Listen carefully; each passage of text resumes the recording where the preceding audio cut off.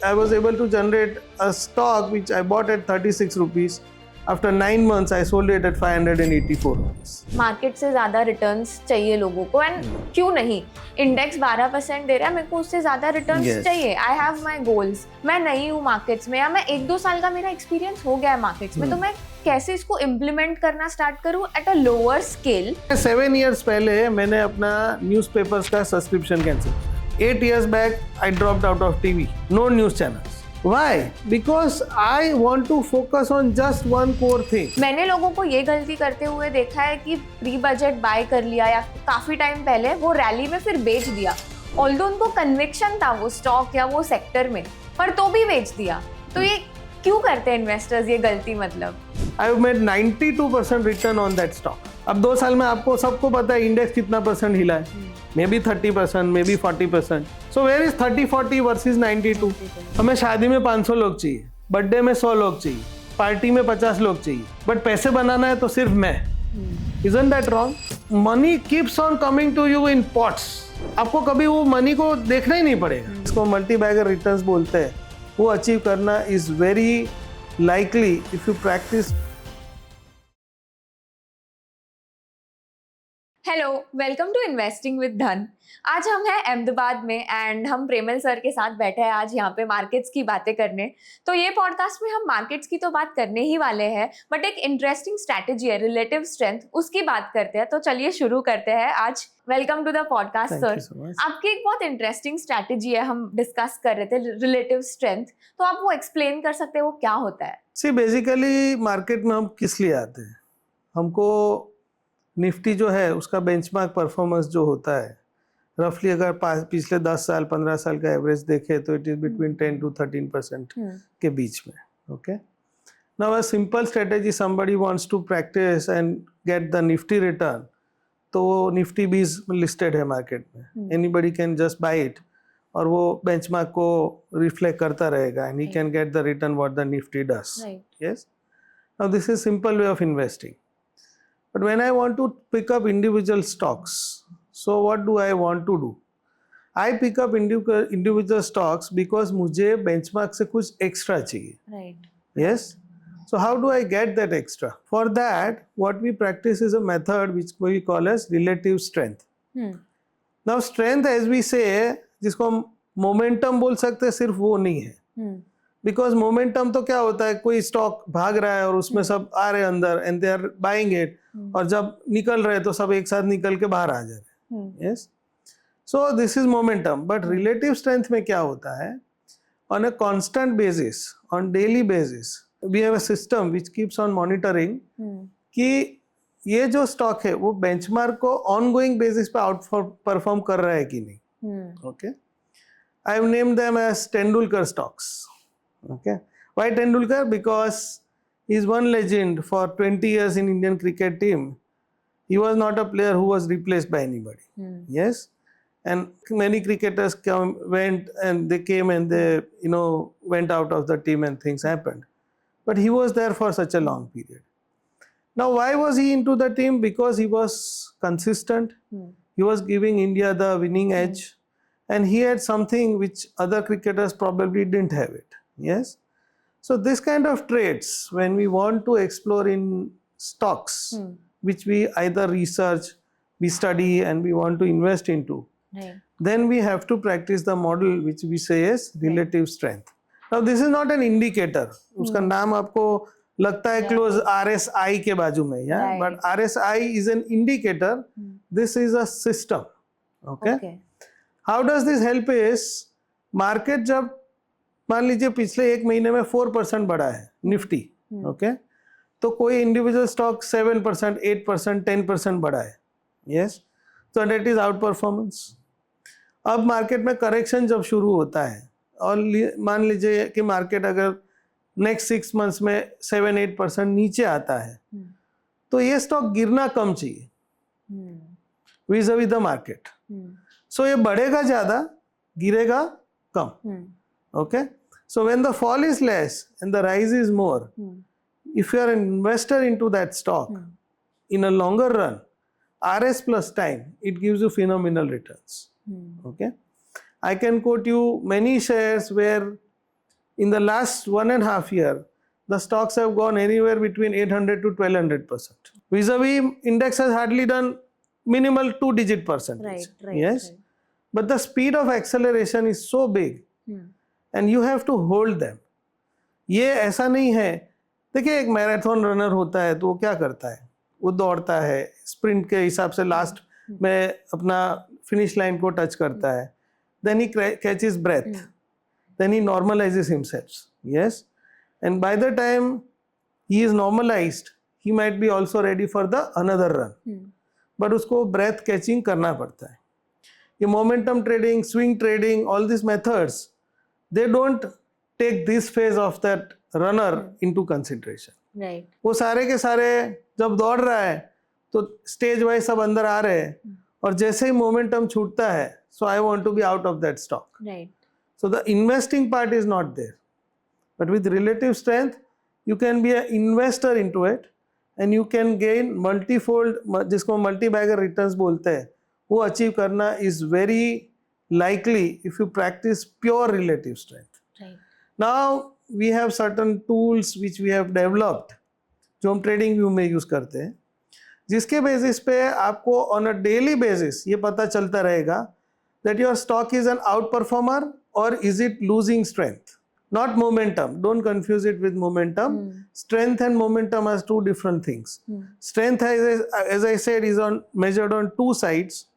Momentum is only measured for acceleration of the stock. Right. Okay, so momentum comes into spurts and then it gets lost, but strength remains. Yes. Right.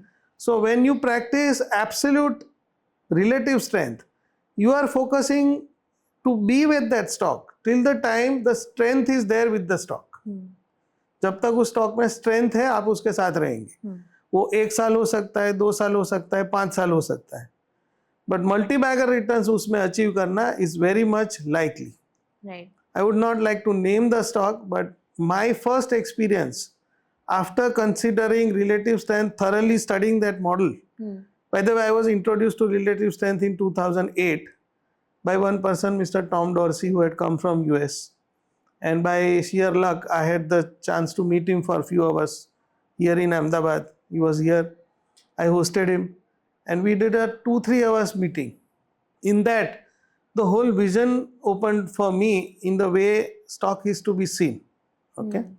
And he was one person who was running a 5,000 CR, more than that in US dollars, a portfolio. And he had come to India for a 21-day rickshaw run. So what he did was कि India आएंगे, 3 लोग rickshaw एक higher करेंगे, जैसलमेर से वो rickshaw चलाना शुरू करेंगे, इंडिया को एक्सप्लोर करते जाएंगे और त्रिवेंद्रम में जाके उसको रिक्शा को ड्रॉप कर देंगे. So I was thinking that this guy who handled such a big portfolio, उस टाइम पे 2008 में इंटरनेट भी इतना कोई mobile internet was not that good. Yes, कि आपको हर जगह 4G लेवल 5G लेवल का कनेक्टिविटी मिल जाए. And without bordering he was doing that run in India for 21 days non stop. तो मार्केट कनेक्शन ना होने के बावजूद भी इतना बड़ा पोर्टफोलियो अगर मैनेज हो सकता है, so that is where the question started to come into my mind. And I want to build something where I don't have the stress, don't have the anxiety, don't have to go in and out of stocks and keep on doing this trading activity, which excited me about this concept. Right. So when he introduced to me, it was absolutely based on point and figure charting. Okay. In US, the biggest asset they have is they have huge liquidity. So वहाँ पे अगर आप volumes को इतना closely नहीं देखते तो शायद वो एक्सेप्टेबल हो जाता है. बट इंडिया में if you leave the A group script, as you start moving to the mid and the small and the micro caps, liquidity is a major issue. So point and figure, as I have seen it, it doesn't have anything which measures volumes. It doesn't track volumes. So 2008, when I was introduced, he sent me a book which he self-signed from US. I studied that book. Then I accepted that system which he was using in US. And I started to follow US stocks on where they get entry and exit of ideas which they generate. It took me 4 years to understand the whole logic of it. Right. And in 2012, I started my own big investing following absolutely one model, which was relative strength. And that first year itself, I was able to generate a stock which I bought at 36 rupees. After 9 months, I sold it at 584 rupees. So this kind of returns are possible. Okay, but you have to have the patience to be with that stock till the time the strength is there in the stock. And there are many ways to measure the strength. If you go to my portal rswarriors.com, I have done a few webinars which people subscribe to and they learn about it from those webinars. Once they come into my Telegram channel, which is RS Warriors, which we have around 6,000 members inside, they get all the support from all members together as a community to practice relative strength. Right. So the whole ecosystem is expanding, practicing it relative strength model, and only that model, not mixing it with other systems. Because once you start mixing it, the beauty of the concept, it starts to degrade. Right. तो for our viewers sir, कौन सी book थी वो जो आपको sign करके मिली थी? Name of the book? It is point and figure charting, and that is the book which Tom Dorsey has written himself. At that point, it only had the US edition and it didn't have the Indian edition, but later it's now available in India also. But I would strongly recommend that if you are into Indian stock markets, then candlestick charts with volumes are your better option than doing it with point and figure charting. Right. Because point and figure charting, when you don't see the volumes, Right. you don't understand the liquidity inside. Right. So somebody might punch a trade of say 10 lakh rupees worth Right. buying, and gradually the order might get executed in maybe 1 hour or something like that. But the difficult part will be when he wants to exit the idea. Right. अगर वो liquidity वहाँ पे उसको नहीं मिलेगी, तो जो price पे exit होना चाहता है वो कर नहीं पाएगा. Right. And in that bargain, there can be even 2-3 down circuits, and then he might have the regret of having lost because he was not able to exit at time. Right. So whatever you do for investing, you have to see what quantity you are buying and is there enough liquidity which will help me enter the stock and exit the stock safely at my discretion, at my price when I actually want to. Right. That is very important. तो simply अगर इसको बताए तो my stock is either growing faster than the sector या तो degrowing faster than the sector. Would it be right ऐसे? तो Degrowth is lesser. Lesser. Okay. And it is growing faster. Faster. Okay. See, I can tell you very.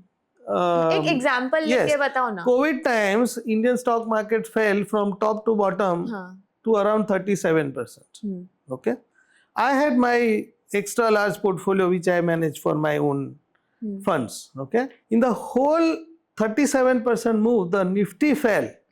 My entire portfolio had seen a drawdown of 28%.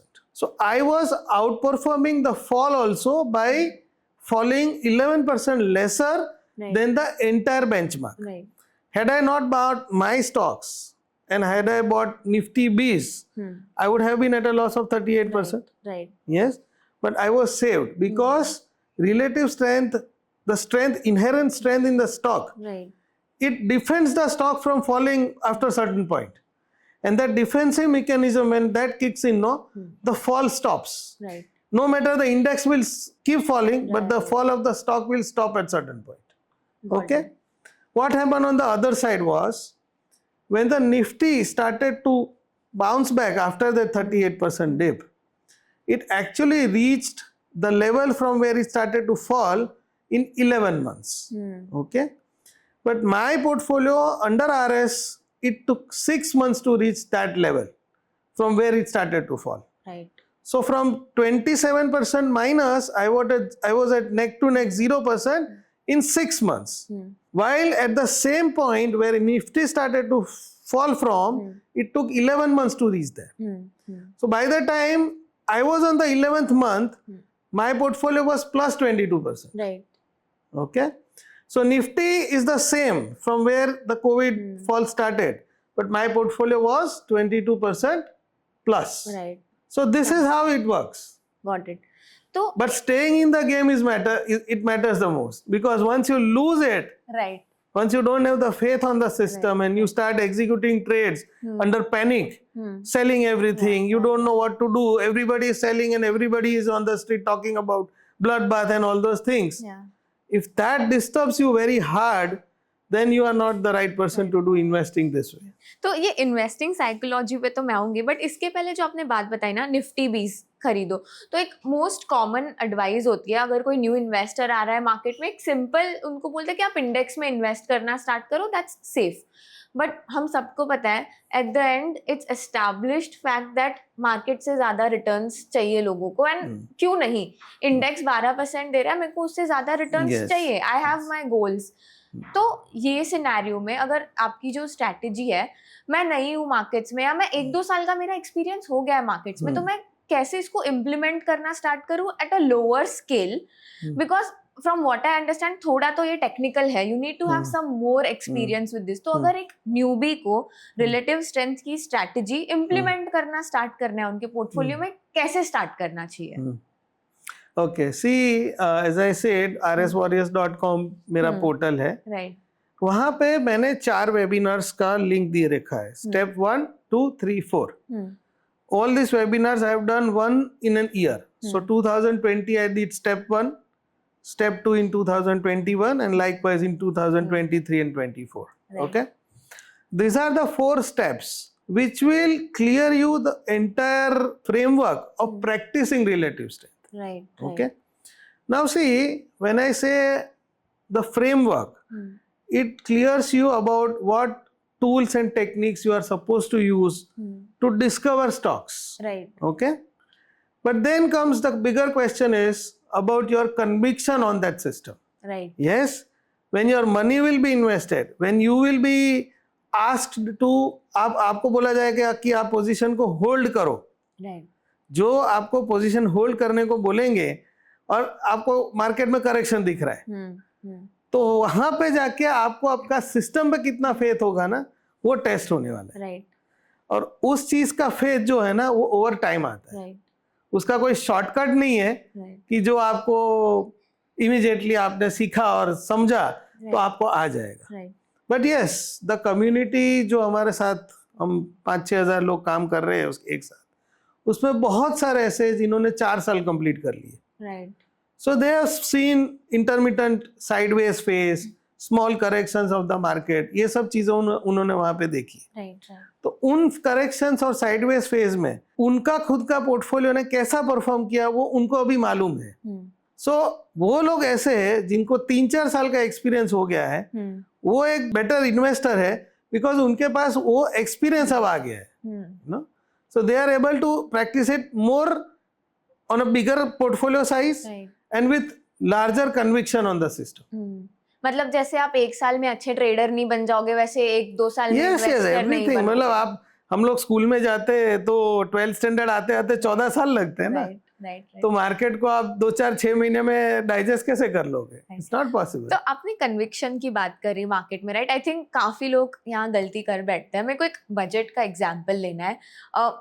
मैंने ये गलती करी होगी, काफी सारे investors जिससे मैं बात करती हूँ, तो मेरा उससे एक इंसाइट आया है कि काफी लोगों को प्री बजट फाइनेंशियल एडवाइजर्स उनके सजेस्ट करते हैं कि आप ये सेक्टर में इन्वेस्ट करो, ये स्टॉक में इन्वेस्ट करो. And although pre budget rally होगा, बट ये लॉन्ग टर्म के लिए काफी अच्छा सेक्टर है. मैंने लोगों को ये गलती करते हुए देखा है कि प्री बजट बाय कर लिया या काफी टाइम पहले वो रैली में फिर बेच दिया, ऑल्दो उनको कन्विक्शन था वो स्टॉक या वो सेक्टर में, पर तो भी बेच दिया. तो ये क्यों करते हैं इन्वेस्टर्स ये गलती? मतलब देखिए, मैंने ह्यूमन साइकोलॉजी पे बहुत पढ़ाई की है and I read lot of books on it. In fact I have done 7 city meets individual cities में जाके, जहाँ पे फ्रॉम मॉर्निंग 9 to 6 मैंने ह्यूमन साइकोलॉजी के ऊपर सेशंस लिए. अभी आप सोचो, आपने किसी चीज को 100 रुपीज में लिया, right, उसका भाव घट के 90 रुपीज हो गया, right, तो पहले तो आप 2 चीज सोचोगे, ये जब तक नहीं 100 आएगा मैं बेचूंगी नहीं. ठीक है, ये आपका एक स्टैंडर्ड डिफेंस मैकेनिज्म होता है. दूसरा, लोग क्या करते हैं कि 90 में और खरीद लेते हैं तो मेरा एवरेज 95 का हो जाएगा. एवरेज को नीचा लाना है ना. बट ये क्वेश्चन सोचना किस तरीके से चाहिए. 100 में खरीदा तो आपने 90 बनाने के लिए खरीदा था, आपका एक्सपेक्टेशन क्या था? वो 110, 120, 130 होगा। अभी मार्केट ने वर्डिक्ट क्या दिया, 90 हो गया। तो पहला चीज आपको ये एक्सेप्ट करना चाहिए कि मैं गलत हूं।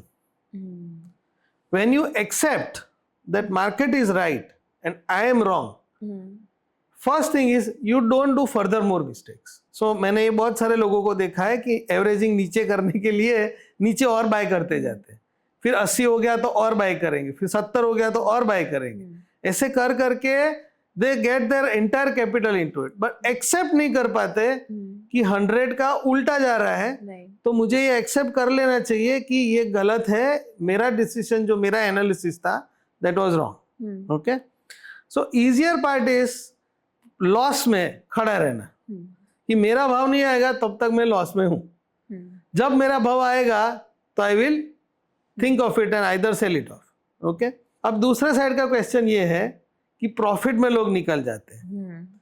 ये होता इसलिए है द फियर इनसाइड। 20% आज मिल रहा है, कल को ये घट गया तो और 10% पे आ गया तो मेरा जो 20% प्रॉफिट है वो 10% हो जाएगा, तो मैं आज 20% को बुक कर लेता हूं। ये आदमी सोचता है। So easier part is holding up in loss and the difficult part is holding up in profits. तो ये मल्टी बैगर्स जो हम बोलते हैं ना कि लोगों को मल्टी बैगर रिटर्न मिला, जो सक्सेसफुल इन्वेस्टर्स है उन्होंने सालों तक अपने स्टॉक्स को नहीं बेचा है। तो अगर एक छोटे सिंगल रिटेल इन्वेस्टर को पता चल रहा है कि यहाँ पे मार्केट में ऊपर जाके ये कैंडल डोजी का बन गया, अब ये ऊपर डोजी बना है और यहाँ पे 2-4 दिन से मार्केट कंसोलिडेट हो रहा है, तो कहीं ना कहीं करेक्शन होगा, तो ये सारे इन्वेस्टर्स क्यों नहीं निकल रहे अपने पोजीशन। इनफैक्ट मैं LIC का एग्जांपल आपको देता हूँ।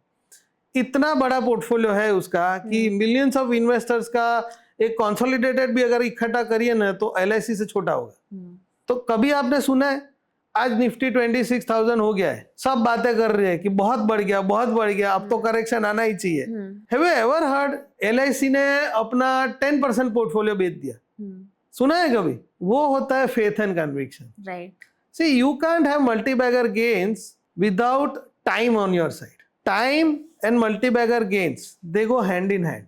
ओके, एंड रिलेटिव स्ट्रेंथ के साथ अगर आप उसको टाइम देंगे, राइट, तो acceleration of your stock will be much faster. Right, किसी को 100% रिटर्न मिल रहा है तो आपको 150%, 200%, 300% मिल सकता है, पर आपके पास वो सिस्टम होना चाहिए कि रिलेटिव स्ट्रेंथ को आप मेजर कैसे करते हैं। और मेजर करने के जो सारे टूल्स है we provide free of cost, developed by our team in TradingView, जिसका कोई चार्ज नहीं है। ट्रेडिंग व्यू का सब्सक्रिप्शन चार्ज है, वो फ्री भी है, but for our tools there is no charge.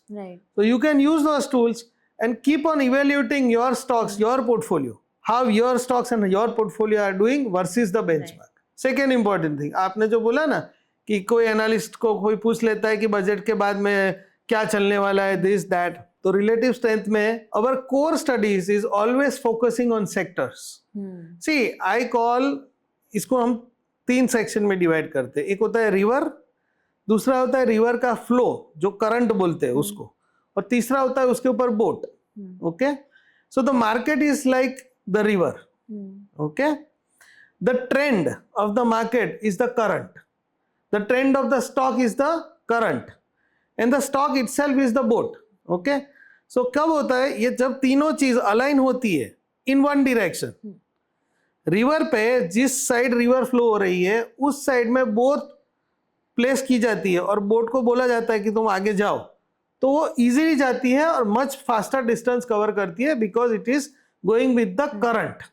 Yes, इसी तरह से मार्केट में, आप मार्केट में हो, मार्केट बुलिश है, but you have to know which sectors in the past recent 1 month, 2 months, 3 months, कौन से सेक्टर ऐसे हैं जो आउट परफॉर्म कर रहे हैं बेंचमार्क को। अच्छा, ये आपको पहला स्टेप है कि आपको पता चल गया कि ये बेंचमार्क को आउट परफॉर्म कर रहा है ये सेक्टर। ओके, उसके बाद अंदर जाके उस सेक्टर का स्ट्रॉन्गेस्ट स्टॉक ढूंढ लो। What will happen is market is going bullish, your sector is going strength by strength, and now you have the strongest stock inside, where your money is. So tell me, how can you go wrong about it? You don't need an analyst, depending on whose view you have to, आपको वो सोचना पड़ेगा कि मैं ये लूँ ना लूँ, थोड़ा लूँ, बहुत लूँ, ये सही पड़ेगा गलत पड़ेगा, ये तीनों चीज को आपको अलाइन करनी पड़ती है. सो बोट, रिवर एंड करंट, ये तीनों चीज एक साथ जब अलाइन होती है तब वो आपका रिटर्न बनता है. तो आपने मल्टी बैगर्स की बात की, राइट? पिछले जो भी आईपीओज आए हैं थोड़े सालों में, आपको लग रहा है लोगों की एक्सपेक्टेशन सेटिंग ही रॉन्ग हो गई है? Yes, absolutely, 100%. And what happens is we have evolved as retail investors. We have evolved. I see many more, far better, more retail investors who have evolved with so much of internet data coming onto their tables. Okay, but फिर भी एक inherent हमारे में जो hold करने का, position को पकड़ के रखने का और मल्टी बैगर रिटर्न्स लेने के लिए जो हमारे पास पेशेंस होना चाहिए ना, वो नहीं है. And that is because of so much of noise around us. तो इसमें एक मैं 7 years पहले मैंने अपना न्यूज़पेपर्स का सब्सक्रिप्शन कैंसिल करा दिया. Okay. 8 years back I dropped out of TV, no news channels. मेरे पास ऑनलाइन सब्सक्रिप्शन था of a media which was getting only online copy, वो भी मैंने बंद करा दिया. Why? Because I want to focus on just one core thing. जितना मुझे यहाँ का वहाँ का इधर का उधर का ये सब न्यूज मिलेंगे, उतना मेरा डिस्ट्रैक्शन बढ़ेगा. And we humans are not good at multi core processing. एक कंप्यूटर में 3 कोर 4 कोर 5 कोर होते हैं, बट हमारे पास सिर्फ एक ही दिमाग है. तो if I tell you with your 2 hands, with your right hand you do one thing and with your left hand you do another thing, you will not be able to do it good. Right. If I tell you with both the hands do this one job, then you will do it the best. Right.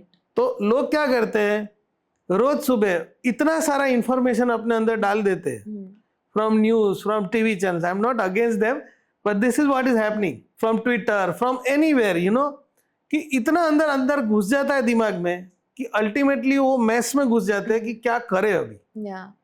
और किसी एक system पे faith नहीं है. अगर आपके घर में एक गाड़ी है तो उसका चाबी आपको मालूम है कि कहाँ पे कौन सा चाबी है, it is easy. Imagine you have 10 cars and you have 10 keys in your house. Every single time you go out, you will have to actually think कि मुझे इनमें से जो गाड़ी लेके जाना है उसका चाबी कौन सा है. Right. Yes, you can't do it subconsciously. But when you focus on one thing, many things आप subconsciously कर सकते हो. You evolve better. Right. But वो फोकस होना बहुत जरूरी. So, एक और ट्रेंड हो रहा है कि रिटेलर्स का ना अभी माइंडसेट बन गया है बाय ऑन डिप. ये मतलब आपको क्या लग रहा है कब तक सस्टेनेबल है? बिकॉज पिछले 2-3 सालों में तो वही देख रहे हैं हम कि see buy on dip is a mechanism जो हमको रिस्क रिवॉर्ड बेटर देता है. लोग क्या करते हैं कि डिप में है तो नीचे गया है तो थोड़ा सस्ता है, तो मुझे रिस्क इसमें कम है कि ये गिर चुका है. यस. फ्लिप साइड आप सोचिए, वो स्टॉक जो पहले 100 रुपए में ट्रेड हो रहा था आज 70 में अवेलेबल है. मार्केट उस प्राइस को जो 100 रुपीज का था उसने उसको रिजेक्ट किया कि एक्सेप्ट किया? आप बोलो, एक्सेप्ट किया? नहीं किया, रिजेक्ट किया. और आप वो रिजेक्टेड स्टॉक ले रहे हो और ये सोच रहे हो कि इसमें मुझे मार्केट से ज्यादा प्रॉफिट मिलेगा. You understand the whole irony of the situation. एक स्टॉक है जो मार्केट ने रिजेक्ट किया, नीचे गिर गया, हमें सस्ता लग रहा है, हम उसको ले रहे हैं ये सोच के कि हमें मार्केट से ज्यादा इसमें रिटर्न मिलेगा. What is the probability? What if it's a genuinely अच्छी कंपनी है बस, तो वो सिचुएशन में फिर देखिए, द क्वेश्चन व्हाट एवरीबडी, मैं सुबह I go to club, I go for swimming, तो बहुत सारे लोग मेरे सामने आते हैं, पूछते हैं प्रेमल क्या अच्छा लगता है, क्या लेने जैसा है. तो the question is not right. The right question should be, Premal market को कौन सा स्टॉक अच्छा लग रहा है? अब जिस स्टॉक को मार्केट को अच्छा लग रहा है वो स्टॉक कंसिस्टेंट आउट परफॉर्म करता रहे. वहां पे बाय ऑन डिप्स की आपको कोई स्ट्रेटेजी अप्लाई करने की जरूरत ही नहीं है. One lady in my group 2 years back, उसका कुछ 50th बर्थडे था, तो she just message me 2 days back, I would like to quote her. तो बोली कि सर आपकी स्ट्रेटेजी से मैंने भारतीय एयरटेल लिए थे. ओके, तो when she was crossing 50 years तो वो लेडी के फादर इन लॉ ने उसको 2 लाख रुपीस दिए कि बेटा तुमको जाके इसको यूज करना है और आपको जो भी मन हो आप कर लो। तो ये lady was already with my RS group, तो उन्होंने जाके भारतीय एयरटेल खरीद लिया। कल या परसों उन्होंने मुझे मैसेज किया कि sir in 2 years I have made 92% return on that stock, one single stock 2 lakh which her father-in-law gave to her and she is sitting on a profit of 92%. अब 2 साल में आपको सबको पता है इंडेक्स कितना परसेंट हिला है, maybe 30%, maybe 40%. So where is 30-40 versus 92? And no in out buy on dips, ये करो वो करो, रोज मार्केट को देखो, टेंशन लो, न्यूज को देखो, कुछ करने की जरूरत नहीं है। So I think वही है ना, स्टॉक लो और उसमें कन्विक्शन रखो। कन्विक्शन आपको तभी आएगा जब अंडरलाइंग आपके पास उसको मेजर करने के लिए टूल्स होंगे। राइट। कन्विक्शन अंदर से नहीं आता है, कन्विक्शन आपको प्रैक्टिकली लाना पड़ता है। यस, सो वो कन्विक्शन के लिए you have to use those tools जो हम प्रैक्टिस करते हैं, और उससे ऑनगोइंग बेसिस पे we try to find out कि भाई ये स्टॉक जो है वो बेंचमार्क को आउट परफॉर्म कर रहा है कि नहीं कर रहा है। सो अभी निफ्टी हम बात कर रहे हैं 26,000 पे। आई नो पीपल जो लास्ट 1-1.5 साल से कैश होल्ड करके बैठे हैं, बड़ी बड़ी AMCs are sitting on cash, और देर आर ऑल्सो पीपल जो हर डिप पे इन्वेस्ट कर रहे। तो मेरे को पर्सनली यहाँ पे कोई रैशनल फिगर आउट नहीं हो रहा है। एक तरफ है कि यार वो जो 1-1.5 साल का बुल रन था वो मिस कर दिया अगर आप कैश पे ही बैठे थे। दूसरे साइड पे वो डर है कि मार्केट इतना ज्यादा बढ़ रहा है, इतना रैपिडली, मतलब अननेचुरल लगता है मेरे को। तो ये तो क्या बबल है, क्या है, मतलब how to navigate this? We are saying, जब हम निफ्टी देखते हैं ना तो हम उसको एब्सोल्यूट टर्म में देखते हैं कि पिछली बार इतना परसेंट बढ़ा था, उसके बाद करेक्शन आया, तो इस बार इतना बढ़ के चुका है तो अभी करेक्शन आना चाहिए। Okay, the bigger picture what we are missing is the Indian economy. आप 5 साल पहले का इंडियन इकोनॉमी का ग्रोथ देखो, उसके सामने वर्ल्ड मार्केट्स का ग्रोथ था। अब ये सिचुएशन है कि वर्ल्ड मार्केट्स में रिसेशन आ रहा है और इंडियन इकोनॉमी ग्रो हो रहा है। ये खुद में एक रिलेटिव स्ट्रेंथ है कि नहीं? राइट। आप यूरोप की बात करो, यूके की बात करो, Germany, you talk to any of this countries, even in US, everybody is talking about recession है, जॉब्स नहीं है, बहुत सारे लोग हो गए जो अनएम्प्लॉयड है, होमलेस बहुत है, we hear all this, no? Right. तो इंडिया में जब इतना परसेंटेज हम ग्रो कर रहे हैं तो कहीं ना कहीं से तो लोग अट्रैक्ट होंगे ना उसमें। So what is coming in India is those money which is getting attracted by the overall inherent strength of the country. ये डायनामिक्स को जब आप देखते हो ना, तो जब तक इंडिया आउट परफॉर्म करता रहेगा ना, this money will keep on coming. तो मतलब India growth story is very much there, and India is a growth story, but you can have a growth story which is of 6-8 months। Right. एक uptrend हो गया, उसके बाद deep आ गया, अब नीचे कंसोलिडेट हो रहा है। This is not the way growth stories do. Okay, growth stories remain for years. US का ग्रोथ स्टोरी तो क्या 1 महीना 6 महीना का था, सालों का, डिकेड्स का था। वैसे ही इंडिया का ग्रोथ स्टोरी होगा। तो इंडिया का growth story will continue till the time Indian entrepreneurs, innovative thinking, आज हम देख रहे हैं ना कि कितने सारे ऑनलाइन प्लेटफॉर्म्स लिस्टिंग हो गए, and they are doing exceptionally good. Zomato का वैल्यूएशन देखो आप, तो क्या जोमेटो के इन्वेस्टर्स ने जोमेटो को बेच दिया? जो इन्वेस्टर है वो तो मल्टी बैगर रिटर्न उसमें लेके कमा रहा है। राइट। बट ये इंडियन रिटेल पब्लिक समझ नहीं पा रही है, और जोमेटो इतना बढ़ गया है, मार्केट इतना बढ़ गया है, चलो प्रॉफिट बुक कर लेता हूँ। फिर क्या करोगे आप? वो पैसे को क्या बैंक सेविंग्स अकाउंट में रखोगे 4% पे? वो ज्यादा से ज्यादा 15 दिन रखोगे, 20 दिन रखोगे, then your inherent thought process will start, कभी इसको कहीं पे डिप्लॉय करना है। सो अभी स्विगी का पता है IPO आने ही वाला है, Zomato is doing wonderfully, like जो स्टॉक मतलब लोगों को इतना exceptionally good financial wise, good business if you look at it. Yes. So how do you see the market dynamics changing for Zomato now that Swiggy is going to get listed? Like आपका क्या view है उस पे? Market dynamics मतलब business wise या फिर क्या impact आएगा उसके स्टॉक प्राइस पे? स्विगी भी लिस्ट हो गया, तो now there is 2 listed companies in this food delivery, instant delivery. अभी भी एक्सचेंजेस में MCX भी लिस्टेड है और BSE भी लिस्टेड। तो MCX कम चलेगा और BSE ज्यादा चलेगा, या BSE ज्यादा चलेगा MCX चलेगा, see market is an ocean of opportunities. यहाँ पे पूरा दरिया है, राइट, आप उसमें से मोती ढूंढ लो, और मोती भी एक नहीं होता है, बहुत सारे होते हैं। ओके, वो ढूंढने वाले पे डिपेंड करता है, उसका अप्रोच क्या है। मैं कई बार करता हूँ, मेरे investors, if like I was bullish some time back when 6-8 months back, shipping industry पे I was very bullish. Okay, so GRSE मैंने लिया, तो मस्डॉक शिपिंग किसी और ने लिया मेरे ग्रुप में से। Ultimately we both made money.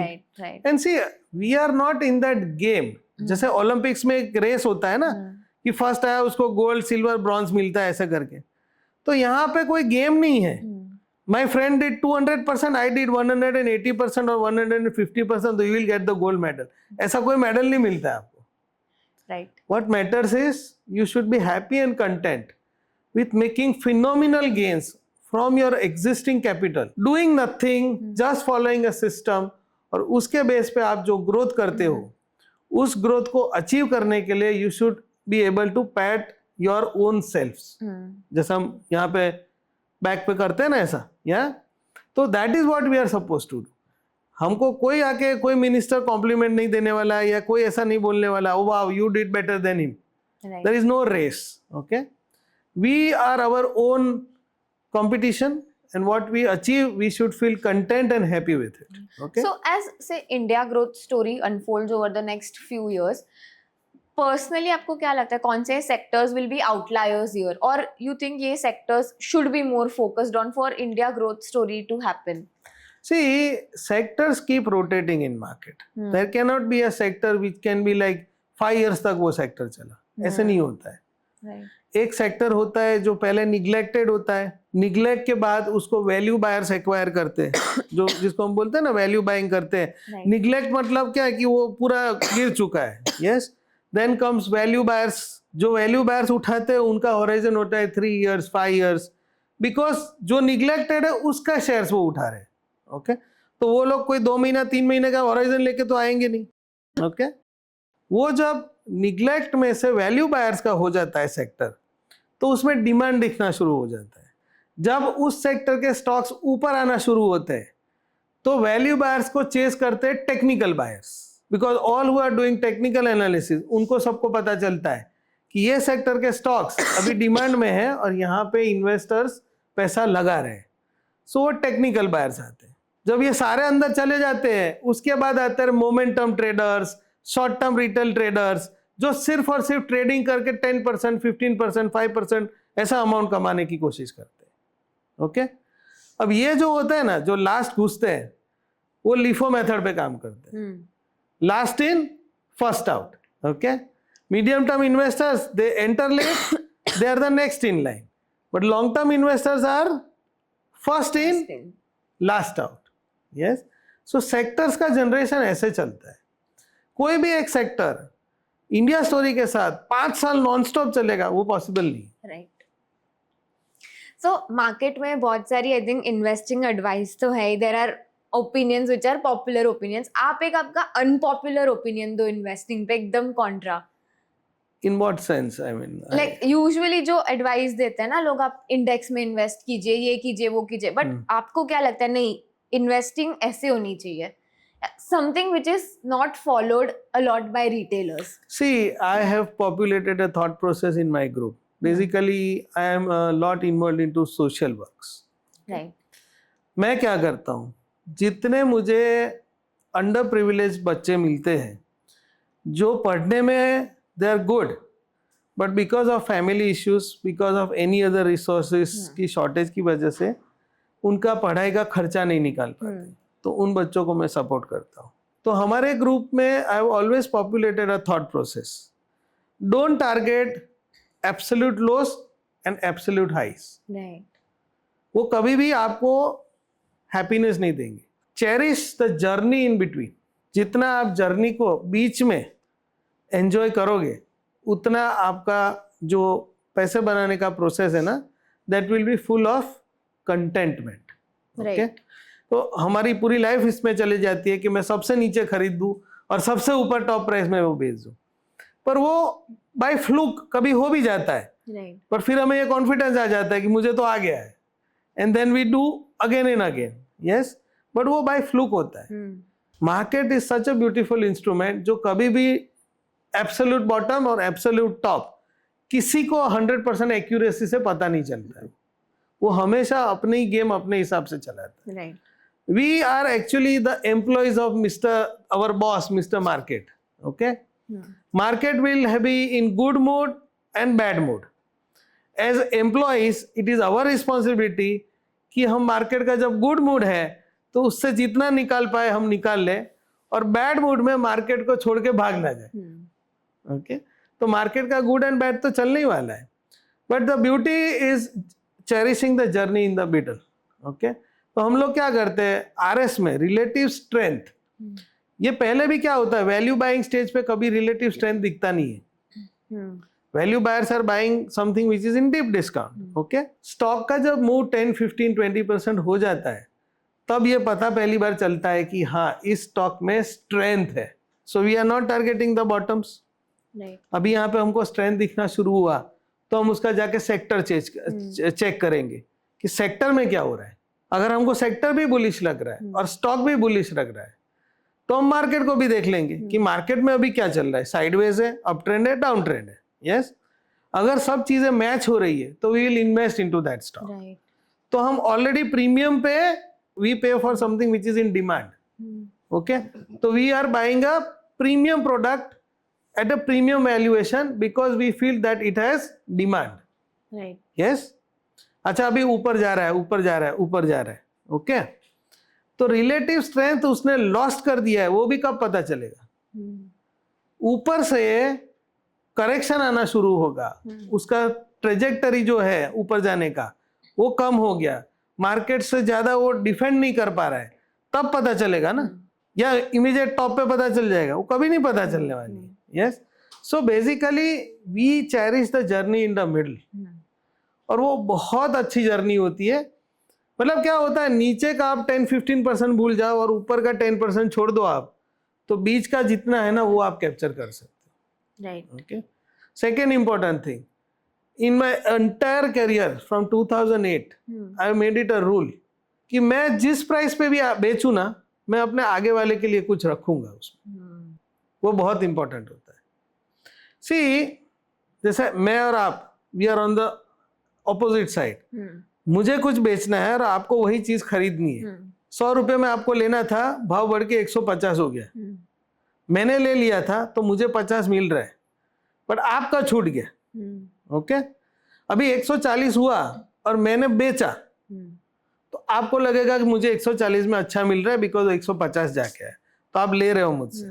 Okay, मैं खुश हूं क्योंकि मुझे 40 रुपीज मिले हैं, बट 140 का कल को वो 130 हो जाएगा तो आप खुश होंगे. You will feel I was cheated. Yes और no. See, 2 things are very important. एक होता है खुद का पैसा बनाना और दूसरा सामने वाले से आपको वाइब क्या मिल रहा है. जब आप सामने वाले को कुछ ऐसा चीज बहुत ही महंगा बेच के चले जाते हो कि उसको कुछ दिन पता चलता है कि ये तो बहुत ऊपर खरीद लिया, मेरे लिए कुछ बचा ही नहीं है इसमें, तो वाइब क्या आएगा, नेगेटिव. और वो दिखता नहीं है बट कहीं ना कहीं आपके परफॉर्मेंस में वो कहीं ना कहीं आगे जाके रिफ्लेक्ट होता है. Right. So it is very important that अभी हम आईपीओस की बात करें, अभी बजाज हाउसिंग फाइनेंस का हुआ है listing, everybody is celebrating, everybody is seeing 100% returns on it. तो प्रमोटर्स ने अगर सोचा होता कि हमें डबल द वैल्यूएशन में भी लोग तो लेने के लिए तैयार है और सारा पैसा वो लेके चले गए होते, तो वुड दैट वो stock talk of the town बना होता क्या? वो नहीं बना होता. Right. They charge much lower, they accepted a price which left a lot of capital on the table for the people who invested into it. Right. And they build a very good creditability for themselves, which will take them ahead for years. Right. दूसरी बार Bajaj finance company से कुछ भी IPO आएगा, people will just flock in because what they have seen is the company cares about its investors. वैसे ही हमें, जैसे company अपने investors के लिए केयर करती है ना, वैसे ही always we have to care for our buyer. मैं जब भी बेचता हूँ ना, मुझे ये पता होता है कि यहाँ पे 20% 30% का और जर्नी बाकी है, बट मैं बेचता हूँ. Interesting. Who knows? We are funding a child's education, a daughter's marriage, a sick parent lying on the bed, उसका treatment. Who knows what we are doing? जब उनके लिए 20-30% रखे जाते हैं और उनको कुछ पैसा मिलता है और किसी की लाइफ उससे बेहतर बनती है, तो not from the individual, but from nature, we get that blessings. That yes, we did something good for people around us. Yes, and I mean, see, just think of it. हमें शादी में 500 लोग चाहिए, बर्थडे में 100 लोग चाहिए, party में 50 लोग चाहिए, बट पैसे बनाना है तो सिर्फ मैं. Isn't that wrong? हर एक चीज में we want people around us. Right. But पैसा सबसे ज्यादा सबसे बेस्ट मुझे मिलना चाहिए. So that should not be the thought process. Thought process should be मुझे मिले और मेरे साथ मेरे अराउंड में जितने लोग हैं वो सबको मिले, and together we grow as a community. Very interesting thought. I mean first time ऐसे कोई ये कंसेप्ट ऐसे बात कर रहा है. तो हम लोग पब्लिक मार्केट्स की बात करी, मेरे को प्राइवेट मार्केट की बात करनी है आपसे. Public markets bullish, private markets में इतने डील्स नहीं हो रहे, तो what is your view on private markets? क्या आप इन्वेस्ट करते हो स्टार्टअप्स में, angel investing? I don't do. See, there is so much to offer in listed space. In fact, I even don't have any overseas investments or any diversification of investments. I even don't have real estate investments. You know, I am 100% fully invested in the market, and at all points. I am exceptionally good at finding, locating sectors with my techniques, with my relative strength model. Market में कभी भी ऐसा stage नहीं होता है जब सारे sectors खराब कर रहे हो. जैसे we call defensive sectors. Market bearish हो जाएगा तो FMCG, pharma, IT, this are defensives. Yes, ये परफॉर्म करना शुरू कर देंगे. यस, जब मार्केट अच्छा जा रहा है, जैसे मार्केट इकोनॉमी ग्रो हो रही है, तो metals, industries, autos, they will perform. Yes और no? So what we do is we are never on the sidelines. We know Nifty Pharma is performing, and we knew it 6 months back. Right. So we were already into Nifty Pharma 6 months back, and we are already reaping the benefits of it today. Okay. वैसे ही Nifty IT, we knew it 2 months back. That Nifty IT जो extremely neglected sector है, जैसे ही US में interest rate cut होंगे, तो वहाँ का जो bond market है, उससे पैसा इक्विटी में जाएगा.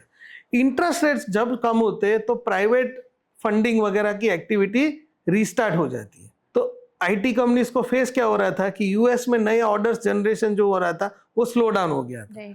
अब जैसे ही बॉन्ड सस्ता हो गया, इंटरेस्ट रेट सस्ता होना शुरू हो जाएगा, तो वो जो ऑर्डर्स थे जो बहुत सालों से रुके हुए थे, they will start kicking in. No, तो market will start discounting that. आपको see you have to understand कि ये लॉजिक किस तरह से चलता है. फिर आपको ये आजू बाजू में पूछने की और पेपर देख के समझने की जरूरत नहीं पड़ेगी कि मुझे अपना कंसेंसस बनाने के लिए आउटसाइड व्यू चाहिए. आप इनसाइड व्यू भी ले सकते हैं if you are looking around what is happening with you. Right. वो अगर आपका एक व्यू होता है कि आप ओवर व्यू कर सकते हो उसको, वो थॉट प्रोसेस भी विथ एक्सपीरियंस इट बिल्ड्स. ऐसे ओवरनाइट कल नहीं आ जाएगा, but with experience you learn. Yes, 2008-2024 RS practice करते करते मुझे 17 साल हो गए. बट 17 साल में अगर एक इंसान को साल में 6 नए सिस्टम्स मिलते हैं तो मुझे कितने सारे सिस्टम्स मिले होंगे. बट मैं एक ही सिस्टम पे क्यों अटका हुआ हूँ? वो इसलिए अटका हुआ हूँ because the faith in that particular system is the highest I have versus any other system which is been shown to me. इस सिस्टम पे in a single shot I can do one single investment in crores. But if I move from that system to system B, even investing 1 million, which is 10 lakh rupees, will be a task for me. Right. Because the faith will come into the picture. वो problem हो जाएगी. मतलब लोग एक system पे stick नहीं करना चाहते, बस नई सिस्टम ढूंढना चाहते हैं. लाइफ में एक लाइफ पार्टनर हो तो अच्छा रहता है ना. Interesting. So as we come towards the end of this podcast, 2-3 questions पूछने आपसे. फेवरेट इन्वेस्टिंग बुक कौन सी है? See, recently it took me 2 years to complete, but Thinking Slow and Thinking Fast.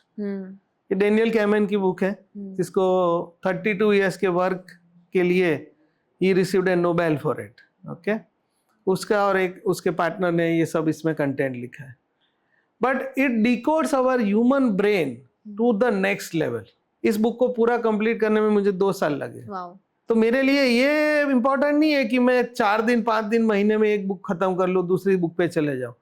जब तक उस बुक का हर एक पेज मैं डाइजेस्ट करके अपने डीएनए में अंदर नहीं ले लेता ना, तब तक मैं उस बुक को छोड़ता नहीं।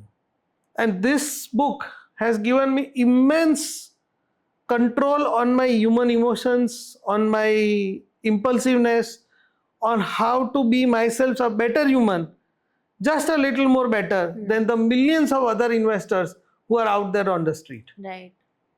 मार्केट में आपको एज कितना चाहिए पता है? इतना छोटा। वो एज इतना छोटा हो बट आप वो करोड़ों लोगों से आगे हो तो money keeps on coming to you in pots. आपको कभी वो मनी को देखना ही नहीं पड़ेगा। But that psychological edge you have to have that. सब जैसा डर रहे, सब जैसा सोच रहे, सब जैसा कर रहे, अगर मैं वही करने वाला हूं तो सब जैसा ही मुझे मिलेगा। मुझे कुछ अलग करना है तो मुझे अलग तरीके से सोचना पड़ेगा, मुझे अपना सिस्टम उस तरीके से डिजाइन करना पड़ेगा कि वो अलग आउटपुट दे मुझे, जिससे मैं उसको मल्टी बैगर रिटर्न स्केल करने के लिए डिजाइन कर सकूं। वो बहुत important. Interesting. And one last thing, एक आपका फेवरेट कोट बताइए इन्वेस्टिंग पे फॉर आवर व्यूअर्स। कोट? हाँ। Never lose hope.